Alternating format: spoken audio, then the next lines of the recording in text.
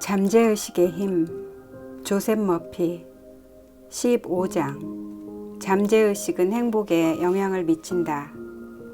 미국 심리학의 아버지 윌리엄 제임스에 의하면 19세기에 있어서의 최대의 발견은 물리학 분야에 있는 게 아니라 신념으로서의 감명을 받은 잠재의식의 힘이라고 말하고 있다. 어느 사람에게나 세상의 어떠한 문제라도 이길 수 있는 무한한 힘의 저수지가 있다.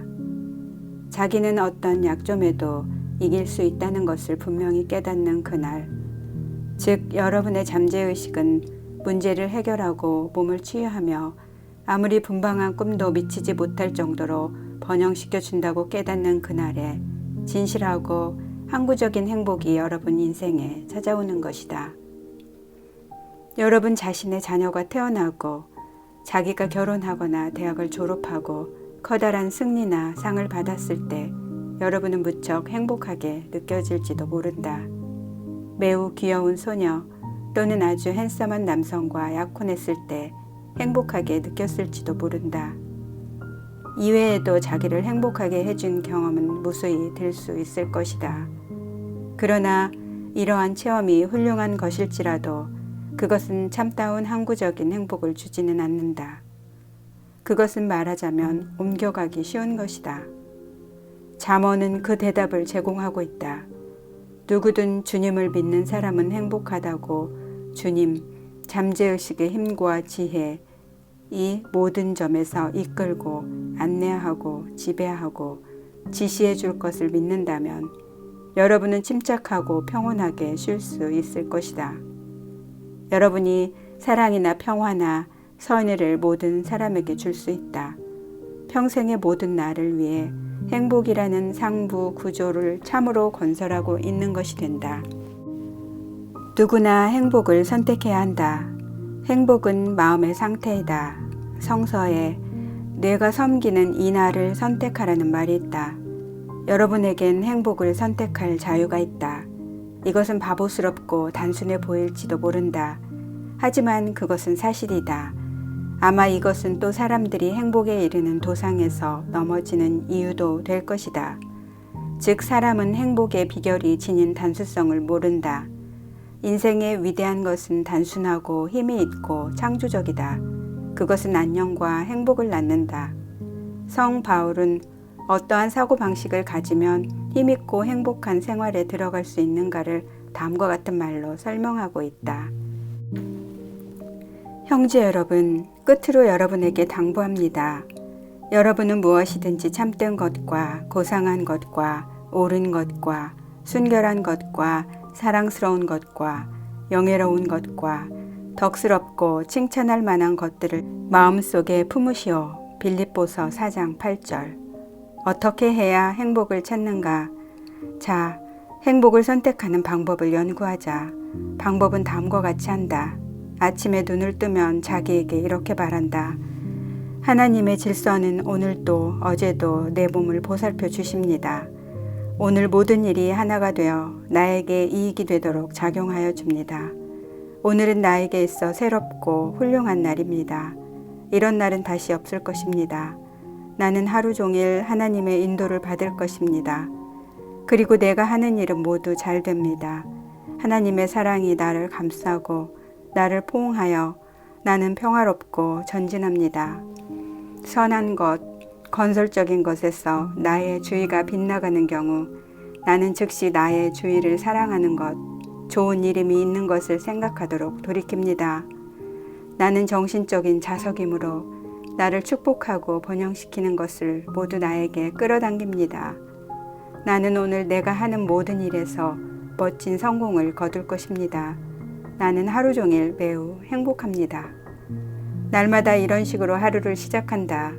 그러면 여러분은 행복을 선택하게 되어 눈부실 정도로 즐거운 사람이 될 것이다. 행복을 습관화한 사람의 이야기. 몇 년 전에 나는 아일랜드 서안에 있는 콘네마리의 농가에서 일주일 정도 체재한 일이 있다. 그는 언제나 노래하고 휘파람을 불며 사는 것 같았으며 매우 유머러스해 보였다. 나는 그에게 행복의 비결을 물었다. 그의 대답은 이러했다. 행복하게 되는 것은 나의 습관입니다. 아침에 일어날 때와 밤에 잠자리에 들 때 나는 내 가족이나 곡물이나 가축을 축복하고 훌륭한 수확에 대하여 하나님에게 감사합니다. 이 농부는 이것을 40년 이상이나 계속하고 있었다. 아는 바와 같이 규칙적이고 조직적으로 되풀이한 잠재의식 안에 가라앉아 습관화된다. 그는 행복이란 하나의 습관임을 발견한 것이다. 행복해지기를 원해야 한다. 행복해지는 것에 대하여 대단히 중요한 점이 하나 있다. 여러분은 성실하게 행복해지기를 원하지 않으면 안 되는 것이다. 너무 오랫동안 빈곤이나 시리 속에서 불행했던 사람은 무언가 훌륭하고 좋고 기쁜 소식으로 갑자기 행복해지면 나에게 이토록 행복하다니 이럴 리가 없지요 하고 말하던 부인처럼 되지 않을 수 없다. 틀에 박힌 듯한 낡은 마음에 너무나도 구애되어 행복해지면 안정을 찾지 못하는 것이다. 그러한 사람은 원래가 불안하고 불행한 상태를 찾는 법이다. 나는 영국에서 오랫동안 류머티스로 고생하는 한 부인을 알고 있었다. 그녀는 무릎을 퉁퉁 치면서 이렇게 말했다. 내 류머티스는 오늘 병세가 더 악화돼서 나갈 수가 없습니다. 이 류머티스는 나를 항상 괴롭힌답니다. 이 노 부인은 아들이나 딸이나 이웃 사람이 걱정을 해주고 있었기 때문에 그녀는 사실상 류머티스를 바라고 있었던 것이다. 그녀는 스스로 대단히 불행하다고 할 수 있는 것을 즐기고 있었다. 이 부인은 사실상 행복해지기를 원치 않았다. 나는 그녀에게 치료법을 가르쳐 주었다. 나는 성서에서 몇 구절을 기록해가지고 만일 당신이 이 진리에 주의를 기울인다면 당신은 틀림없이 딴 사람이 되고 자기의 건강을 되찾는 데에 신념과 자신을 갖게 될 것입니다. 라고 말해주었다. 그녀는 흥미가 없었다. 많은 사람 가운데에는 비참하고 슬픈 것을 즐기고 있는 것처럼 보이는 기묘한 정신상의 병적 경향을 가지고 있는 것 같다. 어째서 불행을 선택했는가? 많은 사람은 오늘은 재수가 없다. 만사가 뒤틀리는데 나는 성공하지 못할 것이다. 모두들 나를 반대하고 있다. 장사가 잘 되기는커녕 더 나빠지는 것 같다. 나는 언제나 지각이다. 나는 싹수가 노랗다. 저 친구는 잘 되는데 나는 잘 안 된다는 생각을 품음으로써 불행을 선택하게 되는 것이다. 만일 여러분이 아침에 일어나자마자 이와 같은 심적인 태도를 취한다면 이러한 일을 모두 자기에게 끌어당겨서 실제로 경험하게 되고 여러분은 대단히 불행하게 될 것이다. 여러분이 살고 있는 이 세상의 일은 대부분이 여러분의 마음속에서 일어남으로써 결정되는 것임을 깨달아야 한다. 위대한 로마의 철학자이자 현인이었던 마르쿠스 아우렐리우스는 사람의 일생이란 그 사람이 인생을 어떻게 생각했는가에 달렸다고 말하고 있다. 미국 제1의 철학자 에머슨도 사람이란 그 사람이 하루 종일 생각하고 있는 것이다 라고 갈파하고 있다. 여러분이 마음속에서 습관적으로 품고 있는 생각은 현실의 모습을 취하여 실현되는 경향이 있다. 부정적인 생각이나 패배주의자적인 생각이나 불친절하고 의기소침하게 하는 생각에 빠지는 일이 절대로 없도록 해야 한다. 여러분의 마음속에 없는 것은 아무것도 체험되지 않는다는 사실을 자주 생각해 보도록 한다. 100만 달러만 있으면 행복할 수 있는데 나는 정신병원에 들어가 있는 백만장자를 여러 사람 찾아간 일이 있는데 그 사람들은 자기가 한 푼 없는 극빈자라고 주장하기를 서슴지 않았다. 그들은 모두 정신병적, 편집광적, 조울병적인 경향 때문에 감금되어 있었다. 부 자체 또는 부 스스로는 여러분을 행복하게 만드는 것이 아니다. 한편 부는 행복을 방해하는 것인지도 모른다. 오늘날에는 라디오, 텔레비전, 자동차, 별장, 개인용 요트나 수영장을 사들이는 것으로 행복해진다고 생각하는 사람이 많이 있다. 그러나 행복은 그런 식으로 사거나 손에 넣을 수 있는 것은 아니다. 행복의 왕국은 여러분의 생각과 느낌 안에 있다. 행복을 만드는 것은 무언가 윤리적인 것이 필요하다고 생각하는 사람이 너무나도 많다. 내가 시장으로 선출된다면, 협회의 회장이 된다면, 회사의 전무가 된다면 나는 행복하겠는데 하고 말하는 사람도 있다. 진상을 말한다면 행복이란 마음, 즉 정신의 한 상태이다. 지금 예로 든 바와 같은 지위는 반드시 행복을 주는 것이 아니다. 여러분의 힘, 기쁨, 행복은 여러분이 자기의 잠재의식에 있는 하나님의 질서와 적절한 행위의 법칙을 발견하고 이 원리를 인생의 모든 면에 응용하느냐 못하느냐에 달려있는 것이다. 행복이란 평온한 마음의 수확이다. 몇 년 전에 샌프란시스코에서 강연하고 있을 때 나는 너무 불행해서 일의 장래에 실망하고 있는 사람을 만났다. 그는 전무로 일하고 있었다. 그의 마음은 자기 회사의 부사장이나 사장에 대한 불만으로 가득했다. 그는 그 사람들이 자기에게 반대하고 있다고 주장하였다. 이와 같은 마음속의 갈등 때문에 일의 성적도 저하되고 있었다. 그는 배당도 주식 상여도 받지 못하고 있었다. 그는 직책상의 문제를 어떻게 해결했을까? 아침에 잠이 깨면 그는 맨 먼저 다음과 같은 말을 자기 자신에게 조용히 들려주었다. 우리 회사에서 일하고 있는 사람은 모두 정직하고 성실하고 협력적이며 상냥해서 누구에게나 선의로 대합니다. 그들은 우리 회사의 성장과 복리와 번영의 쇠사슬 속에 있는 정신적인 바퀴입니다. 나는 생각이나 말이나 행위에 있어서도 내 동료나 우리 회사의 모든 사람에게 사랑과 평화와 선의를 바칩니다. 우리 회사의 사장도 부사장도 그들이 하는 모든 일은 하나님에 의하여 인도되고 있습니다. 내 잠재의식의 무한한 지성이 나를 통해 모든 결정을 내립니다. 우리가 하는 모든 사업상의 거래도 서로의 인간관계도 적절한 행위가 있을 따름입니다. 나는 스스로 회사에 대하여 평화와 사랑과 선의의 메시지를 보냅니다. 나를 포함하여 회사 전원의 마음속에는 평화와 조화가 지배하고 있습니다. 나는 지금 신념과 자신과 신뢰에 충만하여 새로운 날을 맞이합니다. 그는 자기 자신이 묵상하는 것을 아침에 3번 천천히 되풀이하면서 자기가 묵상한 것은 진리라고 느꼈다. 하루 종일 의구심이나 분노가 머리에 떠오르면 그는 자기를 향하여 평화와 조화와 안정이 항상 내 마음을 지배한다고 말하였다. 이렇게 해서 자기 마음을 규제하게 된 뒤로부터 해로운 생각이 나타나지 않게 되고 평화로운 마음을 가지게 되었다. 그는 수확을 거둔 셈이다. 그 뒤 그는 나에게 편지를 보내왔는데 거기에 따르면 그가 마음의 재조정을 하기 시작한 지 반달이 지났을 때 그 사장과 부사장은 그를 방으로 불러서 그의 활동과 새롭고 건설적인 아이디어를 칭찬하고 그와 같은 사람이 전무로 계속해서 근무하는 것은 참으로 다양한 일이라고 말하였다는 것이다. 사람이란 자기 내부에서 행복을 발견하는 것임을 발견한 그는 대단히 행복해진 것이다. 장애물과 방해물은 허상에 불과하다. 이것은 수년 전에 신문 기사에서 읽은 이야기다. 어느 말이 길가에 있는 나무 그루터기에서 놀라 뒷걸음질을 쳤다.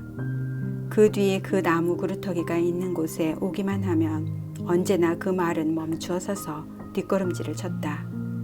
그 농부는 그 나무 그루터기를 파내어 태워버리고 길을 평탄하게 만들었다.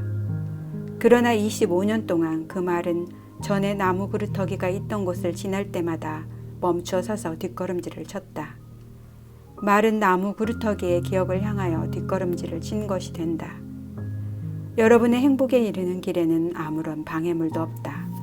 있다고 한다면 다만 여러분이 이제까지 한 생각과 상상 속에 있을 뿐이다.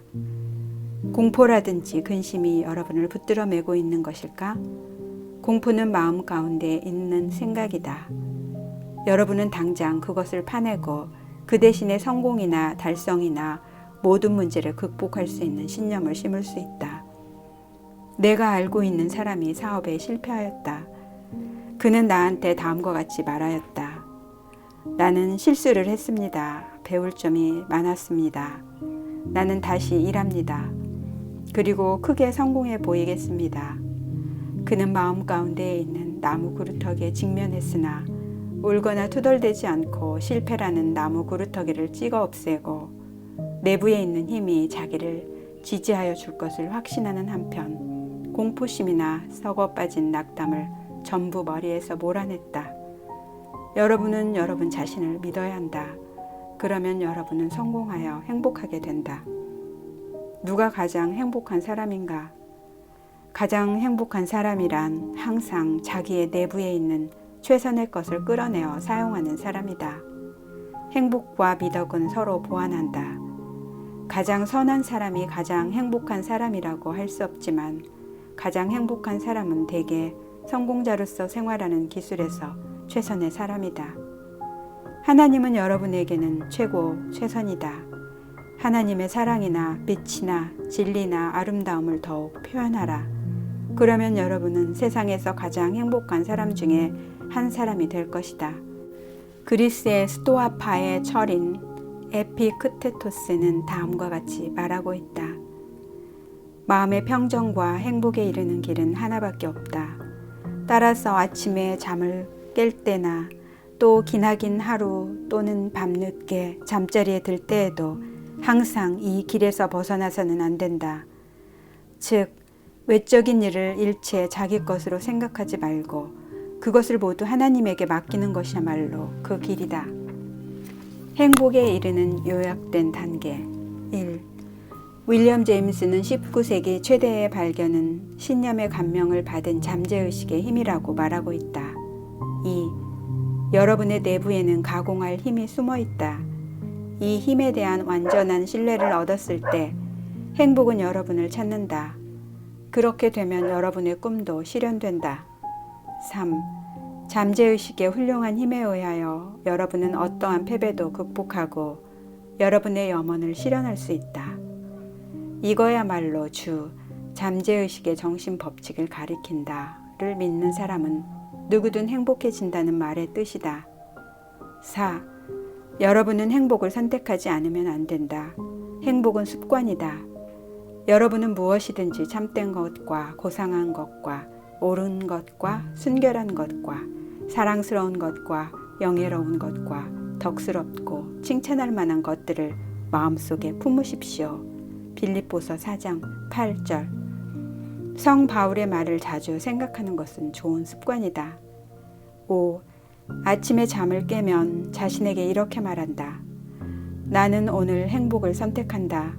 나는 오늘 성공을 선택한다. 나는 오늘 적절한 행위를 선택한다. 나는 오늘 모든 사람에 대하여 사랑과 선의를 선택한다. 나는 오늘 평화를 선택한다. 이 긍정하는 말에 생명과 사랑과 흥미를 주입하도록 한다. 그렇게 하면 여러분은 행복을 선택하게 된다. 6. 하루에 몇 차례씩 자기가 받고 있는 모든 혜택에 대하여 감사한다. 더욱이 가족 전원이나 동료나 온 세계의 모든 사람을 위한 평화와 행복과 번영을 기원해야 한다. 7.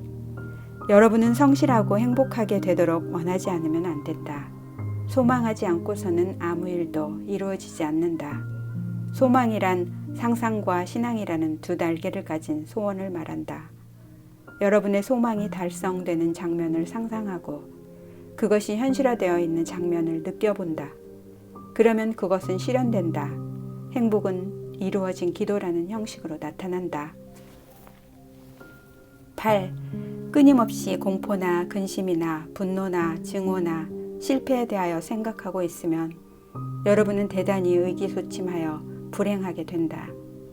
여러분의 인생이란 여러분이 그것을 어떻게 생각하느냐 하는 것임을 잊어서는 안 된다. 9. 온 세계의 돈을 가지고도 행복을 살 수는 없다. 백만장자 가운데에도 행복한 사람이 있고 불행한 사람이 있다. 가난한 사람 중에도 행복한 사람이 있고 아주 불행한 사람이 있다. 결혼하여 행복한 사람이 있으며 대단히 불행한 사람도 있다. 독신으로 행복한 사람도 있으며 대단히 불행한 사람도 있다. 그러나 행복의 왕국은 여러분의 생각과 느낌 가운데 있다. 10. 행복이란 조용한 마음의 수확이다. 여러분의 생각을 평화나 안정이나 안전이나 하나님의 인도와 결부시키도록 한다. 그러면 여러분의 마음은 행복을 낳게 된다. 11. 여러분의 행복에 이르는 길에 장애물은 없다. 외적인 것은 원인이 되지 못한다. 그것은 결과이지 원인은 아니다. 여러분의 내부에 있는 유일한 창조적인 원리에서 지시를 받아야 한다. 여러분의 생각은 원인이다. 그리고 새로운 원인은 새로운 결과를 낳는다. 행복을 선택하도록 해야 한다. 12. 가장 행복한 사람이란 자기의 내부에 있는 최고의 것, 최선의 것을 발휘하는 사람이다. 하나님은 사람의 내부에 있는 최고의 것이며 최선인 것이다. 왜냐하면 하나님의 나라는 몸 안에 있기 때문이다. 16장 잠재의식이 인간관계에 미치는 영향. 이 책을 공부하면 잠재의식은 녹음기와 같은 것이어서 그 위에 새겨진 것은 무엇이든 그것을 충실히 재현한다는 것을 알게 될 것이다. 이거야말로 황금률을 인간관계에 응용하는 이유의 하나이다. 마태복음 제7장 12절에는 여러분이 남에게서 바라는 그대로 여러분도 남에게 해주시오라고 쓰여 있다. 이 말엔 외부의 의미와 내부의 의미가 있다.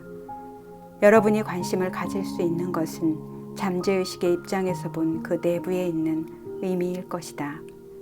그것은 이런 것이다. 다른 사람이 여러분에 대하여 이렇게 생각하여 주었으면 하고 생각하는 것처럼 여러분도 다른 사람에 대하여 그렇게 느끼도록 한다. 다른 사람이 여러분에 대하여 이렇게 행동하였으면 하고 생각하듯이 여러분도 다른 사람에 대하여 그렇게 행동해야 한다. 이를테면 여러분은 회사의 누군가에 대하여 정중하고 예의 바르면서도 그 사람이 없을 때는 마음속에서 그에 대하여 대단히 비판적이고 화를 내고 있을지도 모른다. 그와 같은 부정적인 생각은 여러분에게 대단히 파괴적이다. 그것은 독을 마시는 것과 같다. 실제로 여러분은 마음의 독을 마시고 있기 때문에 그것은 여러분에게서 활력이나 열성이나 힘이나 지도나 선의를 빼앗는다. 이러한 부정적인 생각이나 느낌은 잠재의식의 안에 가라앉아서 여러분의 인생에 온갖 고난과 병을 낳는 것이다. 다른 사람과 행복한 관계를 맺으려면 남을 죄인으로 판단하지 마시오. 그러면 여러분도 죄인으로 취급받지 않을 것입니다. 남을 판단하는 대로 여러분도 하나님의 심판을 받을 것이고 남을 저울질하는 대로 여러분도 저울질을 당할 것입니다. 마태복음 7장 1절 2절. 이 말을 연구하고 거기에 내포된 진리를 응용하는 것이 조화를 이루는 관계에 도달하는 참다운 열쇠이다.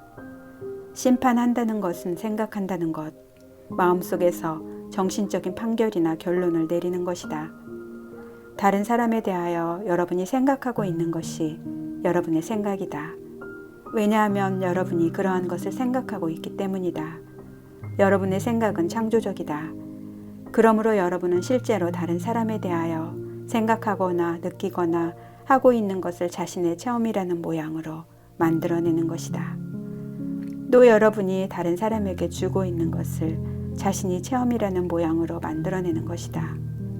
또 여러분이 다른 사람에게 주고 있는 암시는 여러분 자신에게도 주고 있다는 것이 진실이다. 왜냐하면 여러분의 마음은 창조의 수단이기 때문이다. 이거야말로 성서에 남을 판단하는 대로 여러분도 하나님의 심판을 받는다고 쓰여 있는 원인이 된다. 이 법칙이나 잠재의식의 기능을 알 수 있으면 다른 사람을 올바르게 생각하고 올바르게 느끼고 올바르게 행동하도록 조심하게 된다. 이 말은 인간의 해방이라는 것을 가르치고 또 여러분의 개인적인 문제에 대한 해결을 제시하여 줄 것이다.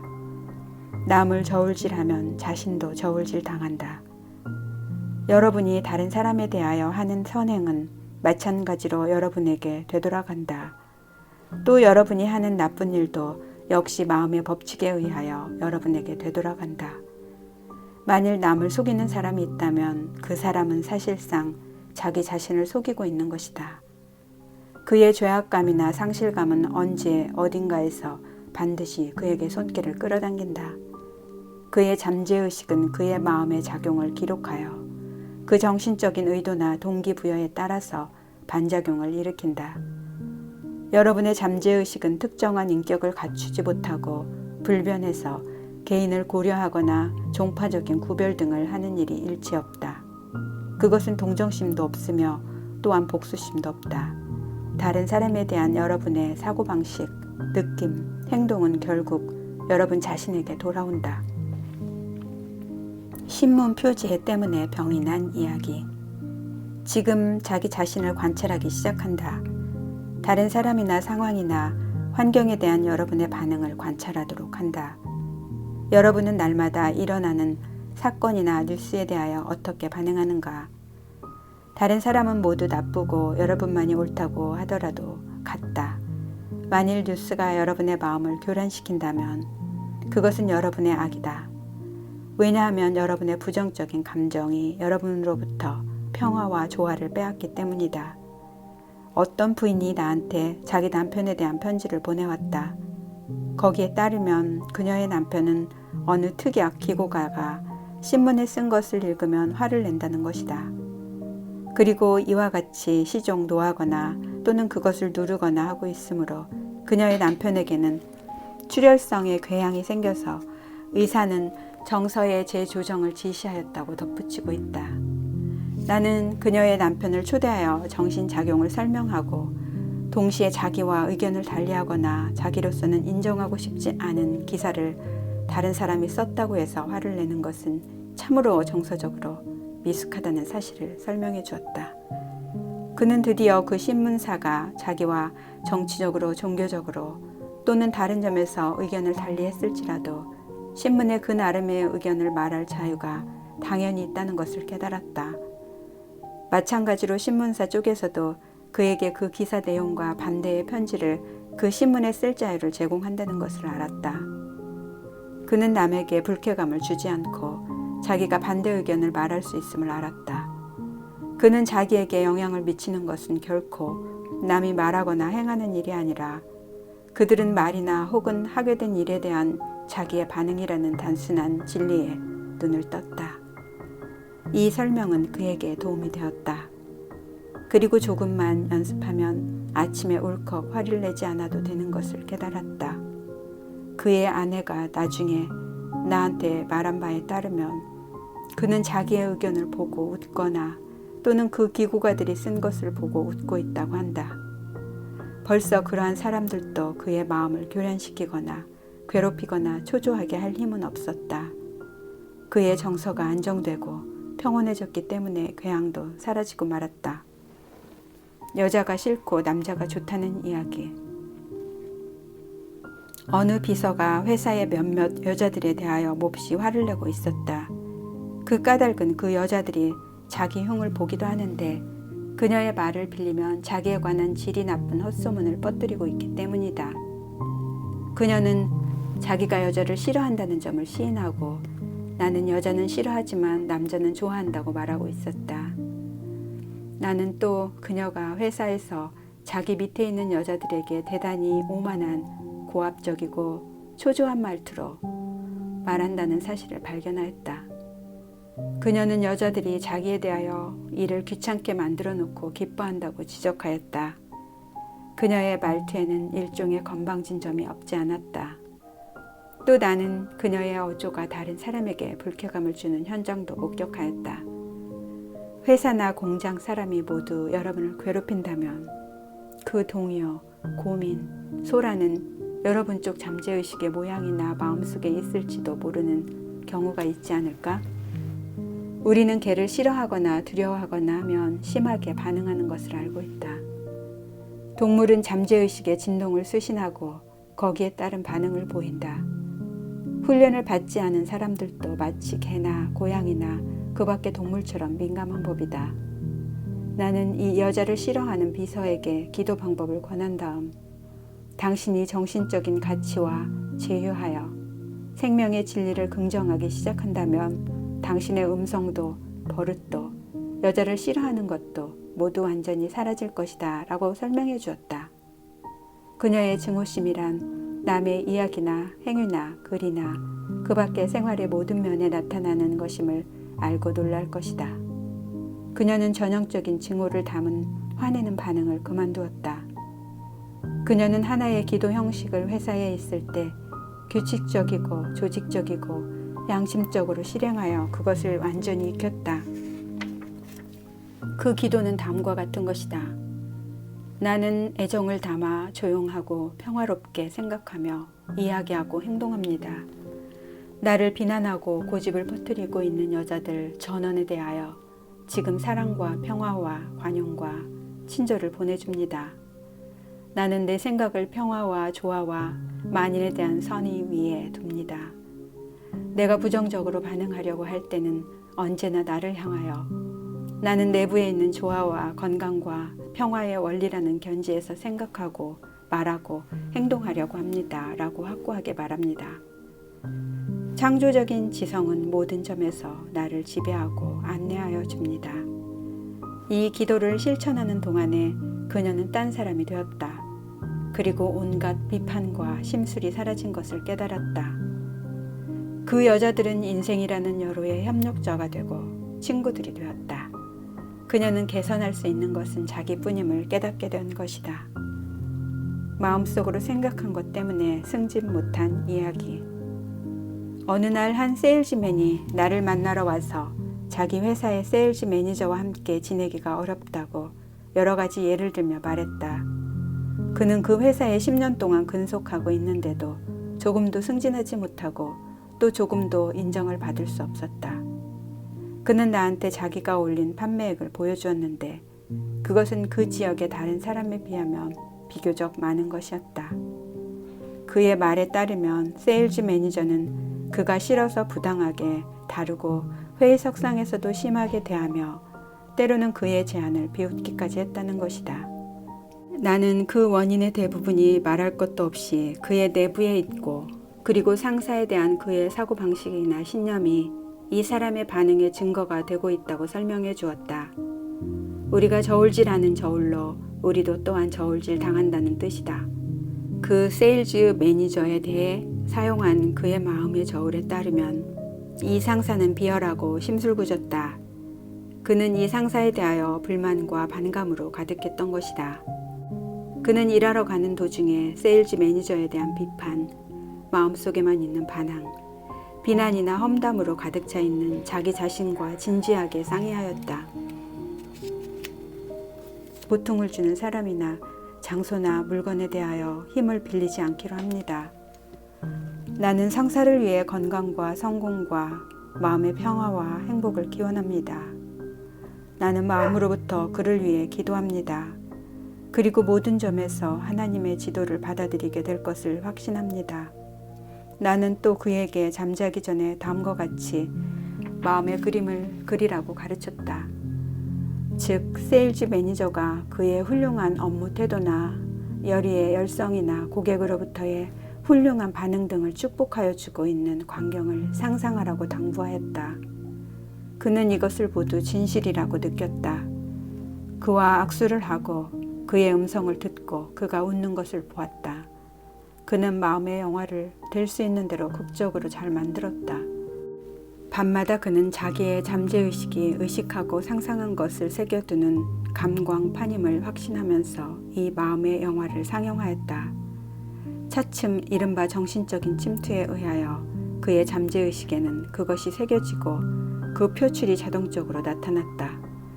그 뒤 세일즈 매니저는 그를 샌프란시스코에 초빙하여 그에게 추기를 표하고 지역 담당 세일즈 매니저라는 새로운 지위를 주어 100명의 부하를 거느린 장으로서 급여도 크게 올려주었다. 그는 상상에 대한 자기의 생각이나 평가를 새롭게 했기 때문에 상상도 거기에 호응하여 보답해 준 것이다. 정서적으로 성숙한다는 뜻. 다른 사람이 말하는 것이나 행하는 것은 여러분만 단단히 하고 있으면 사실상 여러분을 고통스럽게 하거나 초조하게 할 수는 없는 것이다. 예를 들면 여러분이 화가 난 경우 거기에는 다음에 4단계가 마음속에서 일어나지 않으면 안 되는 것이다. 먼저 여러분은 다른 사람이 한 말에 대하여 생각하기 시작한다. 여러분은 화를 내기로 정하고 분노의 감정을 일으킨다. 그리고 나서 여러분은 행동하기로 결정한다. 그리고 말대꾸를 하거나 같은 반응을 나타내게 될 것이다. 생각, 감정, 반응, 행동이라는 네 단계가 모두 여러분의 마음속에서 일어나는 것을 알 것이다. 여러분이 감정적으로 성숙하게 되면 다른 사람의 비판이나 분노에 대하여 나쁜 반응을 보이지 않게 된다. 그런 짓을 하는 것은 그 사람의 저속한 정신 활동의 상태까지 스스로 내려가서 다른 사람의 부정적인 분위기와 어울리게 되는 것을 뜻할 것이다. 어울리려면 여러분의 인생의 목적과 어울려야 한다. 다른 사람이라든지 지위라든지 사건 등에 의해서 여러분의 내부에 있는 평화감이나 평온이나 눈부신 건강을 혼란하게 만드는 일이 있어서는 안 된다. 사랑이 뜻하는 인간관계, 정신분석의 선구자인 오스트리아의 학자 지그문트 프로이트는 사랑이 없는 인격은 병들어 죽는다고 말하고 있다. 사랑이란 이해, 선의, 다른 사람의 내부에 있는 신성에 대한 존경을 내포하고 있다. 여러분이 사랑과 선의를 나누어 주면서 드러내면 드러낼수록 그만큼 많은 사랑과 선이 여러분에게 되돌아온다. 만일의 경우 여러분이 다른 사람의 자아를 위축하게 하고 자존심을 해친다면 여러분은 그 사람의 선의를 얻을 수 없다. 어떤 사람이라도 사랑을 받고 감사를 받고 이 세상에서 자기는 중요하다고 느끼고 싶어 한다는 사실을 인정하도록 한다. 다른 사람도 자기 자신의 참다운 가치를 의식하고 여러분의 경우와 마찬가지로 만인에게 삶이 있게 하는 유일한 생명 원리의 표현이라는 존엄성을 느끼고 있다는 것을 깨달아야 한다. 여러분이 의식적으로 또한 확신을 가지고 이 점을 인정한다면 여러분은 다른 사람을 높여주게 되어 그도 사랑과 선의의 보답을 해주는 것이다. 관객을 싫어하는 배우의 이야기. 어느 배우가 나를 보고 자기가 처음으로 무대에 나섰을 때는 관객들의 야유를 받았다고 말했다. 그 뒤 몇 개월 동안 나는 관객을 미워했습니다. 하면서 그는 나에게 털어놓았다. 그는 관객을 가리켜 얼빠진 등신이고 바보고 무지하고 얼간이라고 말하였다. 그는 실증이 나서 무대를 그만두고 1년쯤 드럭스토어에서 일하였다. 어느 날 친구가 다른 사람들과 어울리는 방법에 대한 강연을 들으러 뉴욕시 공회당에 가지 않겠느냐고 하면서 물었다. 이 강연이 그의 인생을 바꾼 것이다. 그는 무대에 되돌아가 관객에 대해서나 자기에 대해 열심히 기도하기 시작하였다. 그는 매일 밤무대에 오르기 전에 사랑과 선의를 쏟아놓았다. 그는 하나님의 평화가 모든 관중의 마음을 충만하게 하여 그들은 고조되고 고무된다고 단언하기를 습관화하였다. 공연할 때마다 그의 사랑의 파문을 관객에게 보냈다. 오늘날 그는 대배우가 되었다. 그는 관객을 사랑하고 존경하고 있다. 그의 선의와 존경은 다른 사람에게도 전해지고 느껴진 것이다. 까다로운 사람을 어떻게 다루는가? 마음이 삐뚤어지고 빗나가서 다루기 어려운 사람이 세상에는 있게 마련이다. 그러한 사람은 좋지 않게 성장해온 사람이다. 그런 사람들은 정신적인 범죄자로서 불평이 많고 비협력적이며 심술궂고 냉소적이며 인생에 대해 등을 돌리고 있다. 그들은 심리적으로 병자이다. 많은 사람들이 비정상적이고 삐뚤어진 마음을 가지고 있는데 이것은 어린 시절에 삐뚤어진 것인지도 모른다. 대부분의 사람들은 또한 태어날 때부터 비정상적이다. 여러분은 결핵에 걸린 사람을 비난하지 않을 것이다. 이와 마찬가지로 마음의 병에 걸린 사람을 비난해서는 안 된다. 예를 들면 꼽추를 미워하거나 싫어하는 사람은 없다. 그러나 마음의 꼽추는 얼마든지 있다. 동정과 이해를 가져야 한다. 모든 것을 용서하는 것이다. 비참해지면 같은 사람을 찾는다. 증오에 차고 좌절하고 삐뚤어지고 뒤틀린 사람은 전지전능한 사람과 화합하지 않은 사람이다. 그런 사람은 평화롭고 행복하고 즐거운 사람을 보면 화가 나는 것이다. 그리고 자기에 대하여 매우 친절을 베풀어 준 사람까지도 비난하고 욕하고 중상을 하는 것이 보통이다. 그의 태도는 요컨대 나는 이렇게 비참한데 대체 이 친구들은 어째서 저렇게 행복할까 하고 생각하는 것이다. 그는 다른 사람을 자기와 같은 수준으로까지 끌어내리고 싶어 한다. 비참해지면 같은 동료를 찾는다고 말하는 사람이다. 이것을 이해하면 여러분은 마음을 움직이지 않고도 평온하고 냉정하게 있을 수 있다. 감정이입을 실행한 인간관계. 어느 젊은 여성이 최근에 나를 찾아와서 회사에서 일하는 다른 여성을 미워하고 있다고 말하였다. 그녀가 말한 미워하는 원인이라는 것은 다른 여성은 자기보다도 아름답고 행복하고 부자인데다가 일하고 있는 회사의 사장과 약혼하고 있었기 때문이다. 사장하고 결혼을 한 뒤 어느 날의 일이다. 그녀가 미워하고 있던 여성의 절름발이 전 남편과의 사이에서 난 딸이 회사에 찾아왔다. 그 어린이는 어머니를 손으로 끌어안고서 엄마, 난 새 아빠가 좋아. 이것 봐, 이거 받았어요. 하고 말하면서 제 어머니에게 멋진 새 장난감을 보였다. 그녀는 나에게 말하였다. 제 마음은 그 소녀에게 끌렸습니다. 그 어린이가 얼마나 기뻐하고 있는가도 알았습니다. 그 여성이 얼마나 행복한가도 알 듯한 생각이 들었습니다. 나는 갑자기 그녀에 대하여 사랑을 느꼈습니다. 그래서 사무실에 들어와서 참으로 축하한다고 말했습니다. 그것은 나의 진심이었습니다. 심리학자들 사이에서는 이러한 것을 감정이입이라고 말하고 있다. 그것은 자기의 심적 태도를 다른 사람의 심적 태도 안에 상상 속에 투사한다는 의미이다. 그녀는 자기의 감정이나 마음속의 느낌을 또 한 사람의 감정 속에 투사하고 또 다른 여성의 뇌를 통하여 생각하거나 물건을 보기 시작하였다. 그녀는 참으로 그 여성처럼 생각하고 느끼고 있었다.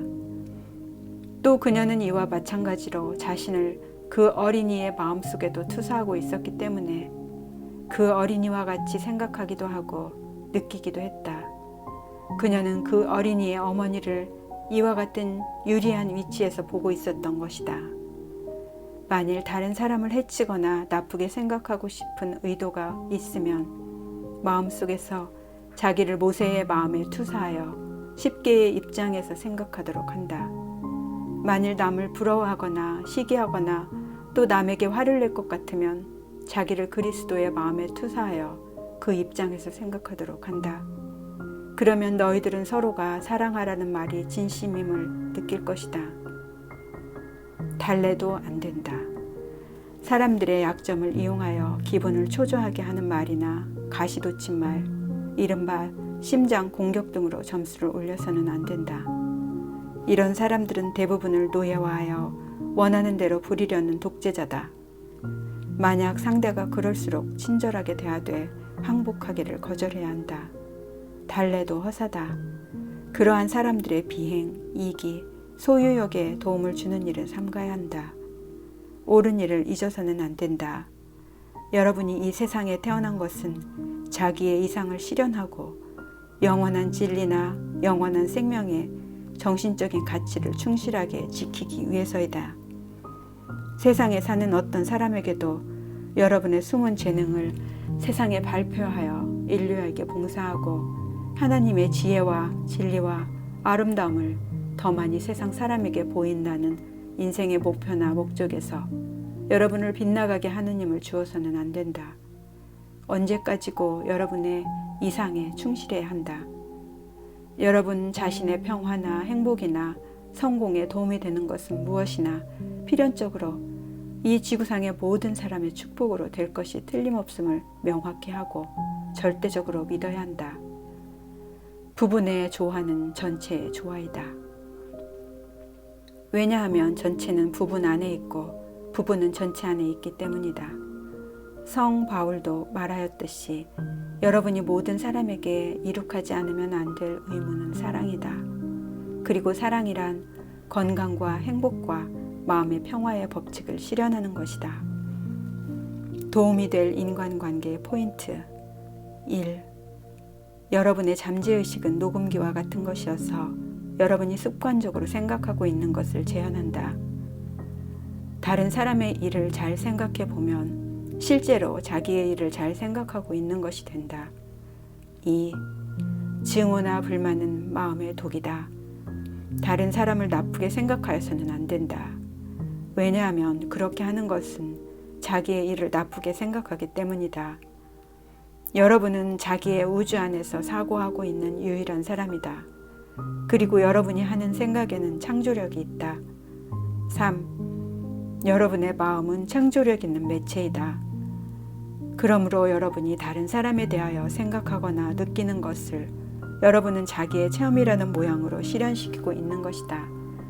이것이 황금률의 심리학적인 의미이다. 다른 사람이 자기 일을 이렇게 생각해 주었으면 하고 생각하듯이 다른 사람에 대해서도 그렇게 생각해야 한다. 4. 다른 사람을 속이고 빼앗고 사기하는 것은 결핍, 손실, 부자유를 자기에게 가져다 준다. 여러분의 잠재의식은 여러분의 내부에 있는 동기나 생각이나 느낌을 기록한다. 이러한 것은 부정적인 성질의 것이므로 무수한 면에서 손실, 부자유, 분쟁이 여러분에게 찾아온다. 실제로 여러분이 다른 사람에게 주는 것은 여러분 자신에게 주고 있는 것이다. 5. 여러분이 주는 선행, 여러분이 제공하는 친절, 여러분이 보내는 사랑과 선의는 여러 면에서 몇 배가 되어 되돌아온다.